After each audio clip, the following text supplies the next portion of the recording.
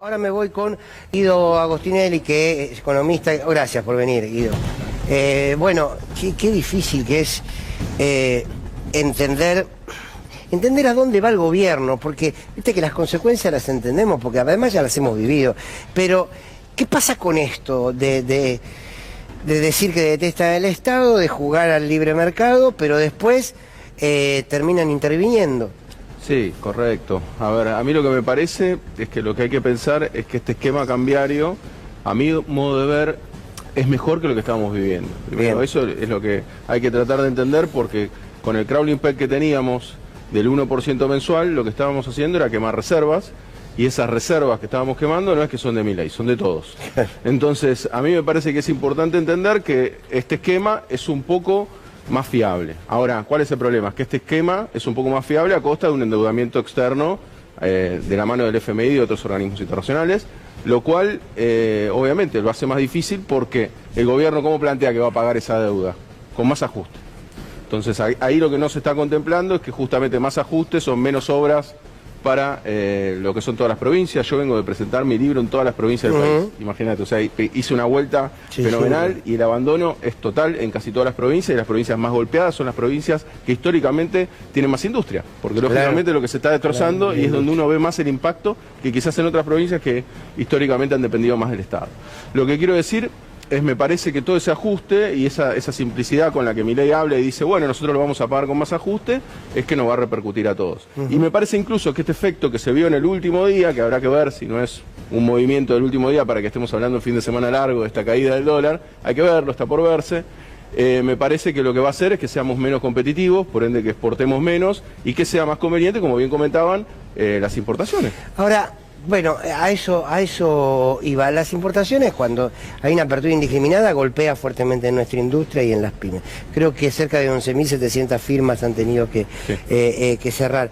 Ahora, es la única ecuación por la cual el gobierno entiende que va a bajar los precios. Recién lo contaba Andrés Lerner. Dijo, si aquí no te bajan los precios, abrí las importaciones, pero termina mal. Claro, ese es un modelo que ya no ha funcionado en Argentina y que recordemos que genera mayor desempleo, y si no genera desempleo genera una tendencia de los precios a la baja, de los salarios a la baja.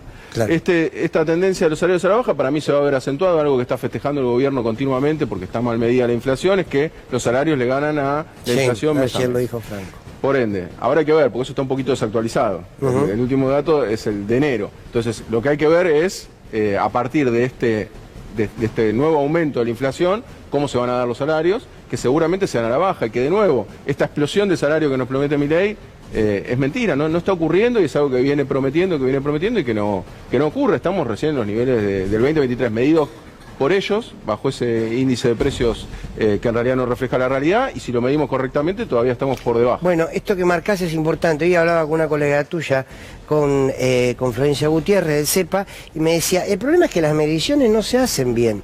O sea, no se terminan comparando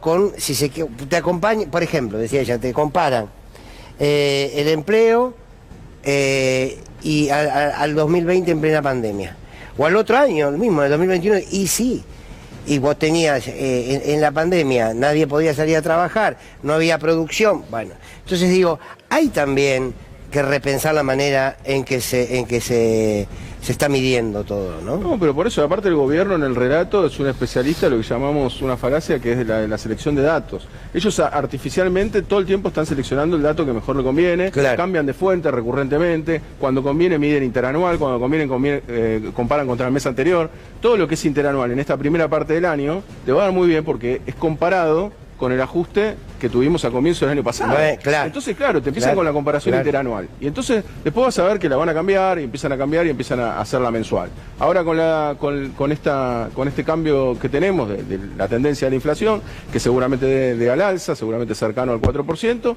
bueno, ahí vamos a ver cómo empiezan a dar el relato. Seguramente nos dejen de hablar de los salarios, porque los salarios no acompañan ese 4%, se están firmando paritarias por arriba del 1. Ahora, hay una explicación, que es mienten, y punto, se llama así. Pero a vos te lo pregunto desde lo más técnico, si se quiere. ¿Hay alguna explicación dándoles la gracia de que no están mintiendo? Por lo cual vos tenés los datos que te dicen que ha caído el consumo, los datos que te dicen que ha caído la producción, los datos que te dicen que subió la inflación, los datos que te dicen que subió el desempleo, y todo eso al mismo tiempo, de esos datos te dicen bajó la pobreza. Sí, ahí es por cómo se mide la pobreza. La canasta con la que se mide la pobreza está compuesta principalmente por alimentos. Esto lo que hace es que esos alimentos, al haber aumentado menos que la inflación, desde que gobierna Milei, lo que hace es que te dé una baja de la pobreza, con lo cual, obviamente, esto no quiere decir que se relacione, porque los servicios, de nuevo, están subponderados, o sea, pesan muy poquito. Los servicios, recordemos que en promedio aumentaron un 400%. Entonces el problema es ese, tanto de la canasta de inflación como de la canasta de pobreza, es que los servicios miden muy poco. Por ejemplo, el alquiler mide muy poco, mide el 3,43% esa canasta.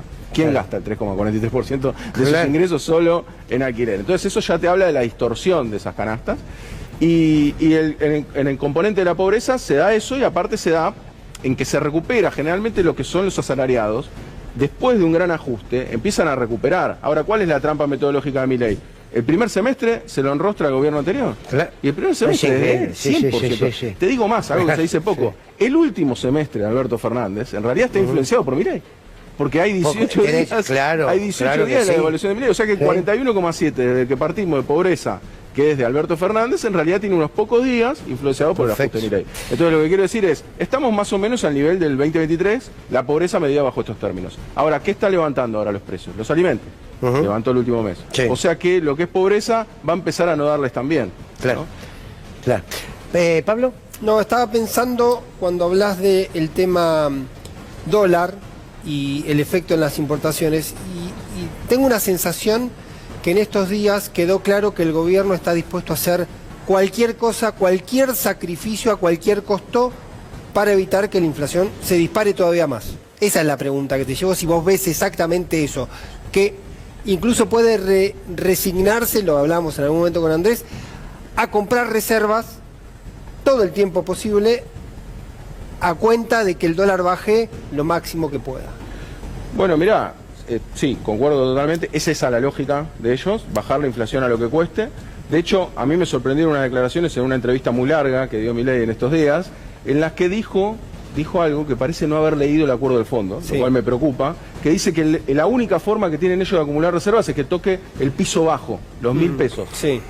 Lo cual, si lees el acuerdo del fondo, la página 134 del acuerdo, dice explícitamente que en determinadas circunstancias pueden comprar reservas, que es lógico, porque tienen que devolverla, y porque aparte tienen un objetivo de 4.400 millones en los próximos meses para acumular reservas. Entonces, el gobierno ya ni siquiera está pensando en cumplir el objetivo de comprar reservas, sino que el objetivo es mantener la inflación a la baja. Él dijo también, muy dogmáticamente, que a los 18 meses se termina la inflación. Entonces él situó en mediados del año que viene como el aniquilamiento de la inflación. Ahí lo que cabe preguntarse es cómo la va a calcular. Porque de nuevo, si él le va a empezar a sacar todos los componentes, le saca la devaluación, le saca el componente inercial, empieza a hacer todo dibujo para decir que la inflación estará baja. Ahora nos habla de la mayorista, ¿no? Porque la mayorista dio 1,5, entonces ahora la inflación es la mayorista. Por eso decíamos hace un ratito, la única inflación que medimos como sociedad es el precio del almacén o del supermercado. Exacto. Todo lo demás empieza a quedar lejos, sobre todo cuando se esquiva tanto a la verdad. Andrés. Guido, buenas noches. Me quedo pensando que el gobierno también un poco está jugando con fuego, ¿no? Porque el Estado... Espera que vamos a mejorar tu micrófono. ¿Ariel? Vos decís, o decías hace un ratito, que el gobierno está dispuesto permanentemente a agarrarse de otro indicador. Bueno, eso le puede servir en términos de relato, pero ¿qué pasa en la realidad? ¿La gente va a comer datos inventados o en algún momento vos crees que la gente eventualmente puede reclamar otra cosa? No, sin lugar a dudas, por eso no conserva los niveles de popularidad con los cuales ganó la elección. Claro. Están un poco más abajo. Siguen altos, porque efectivamente hay mucha gente que está comprando el relato. Realmente el festejo de un acuerdo con el FMI es algo bastante inédito. Esta selección de datos le ha servido. Hay gente realmente muy convencida. Sí, perdóname, te lo sumo para la charla. Digo, o todavía el odio por lo que significa el peronismo o el kirchnerismo sigue siendo fuerte. Sí, correcto. Porque el relato en algún punto, yo estoy de acuerdo con lo que vos decís, hay mucha gente que lo compra, pero dale, cerrá la puerta de tu casa y el relato se te tiene que caer. Sí, totalmente, y aparte porque, a ver, también lo que tenemos que entender es de dónde llega Milei, ¿no? Si vos tenías 18 años cuando ganó Macri, pasaron 8 años y ahora tenés 26, vamos a ver, antes que asuma Milei, pasaste toda tu vida adulta viendo que cayó el salario y que aumentó la pobreza. Claro. Los dos principales partidos políticos del poder. Entonces es lógico que te esperances con una tercera opción. Pasa que esta tercera opción te va a profundizar los problemas. Claro. Porque al retirar el Estado, cada vez los problemas que tenemos a nivel externo, justamente nos van a pegar cada vez más. O sea que a mí me parece que la perspectiva futuro que ahí podemos ver es bastante devastadora y que el gobierno lo que está haciendo es usando todos los últimos recursos. Recordemos que el FMI es un prestador de última instancia. Recordemos también, porque eso también estamos en la inercia del dato de todos los días, recordemos que Milei dijo que se iba a sacar el cepo cuando no tengamos más inflación, cuando converja a cero. ¿Y cuándo lo saca? En el mes de mayor inflación en los últimos meses, 3,7%. Por eso, Guido, iba a discutir un poco tu idea de que este esquema cambiario es más sostenible que el que teníamos hasta la semana pasada, que en la teoría me parece que coincido en que es así. Ahora lo que pasa es que en la práctica el primer día el gobierno dice nosotros vamos a hacer todo para que el dólar se vaya a 1000, liquiden ahora porque si no se lo van a meter donde no les da el sol, le dice a los exportadores, abre el carry trade de inversores extranjeros para dar la idea de que se inaugura una nueva etapa de carry trade, sube la tasa de interés. Entonces, digamos, está haciendo todo el gobierno para que el dólar se vaya para abajo artificialmente. Mientras tanto, la cuenta corriente del Banco Central sigue siendo deficitaria. Es decir, nosotros le compramos al mundo más de lo que le vendemos y de alguna manera ese factor estructural sigue estando ahí. Y el gobierno, en lugar de hacer algo para solucionarlo, lo que está haciendo es ir justamente al prestamista de última instancia. No sé, me imagino un tipo que tiene una deuda con el banco y va y saca una hipoteca y sigue gastando plata arriba de eso, diciendo, bueno, ahora me entró plata. Entonces, no, estoy de acuerdo con vos, pero pensemos en el escenario anterior. En el escenario anterior estábamos quemando reservas, claro, usando los depósitos de los ahorristas para mantenerlo. Estábamos todos los días, que eso fue una información falsa que ha circulado desde sectores de la oposición diciendo que se estaban gastando reservas para mantener este dólar, que hay que decirlo, es totalmente falso.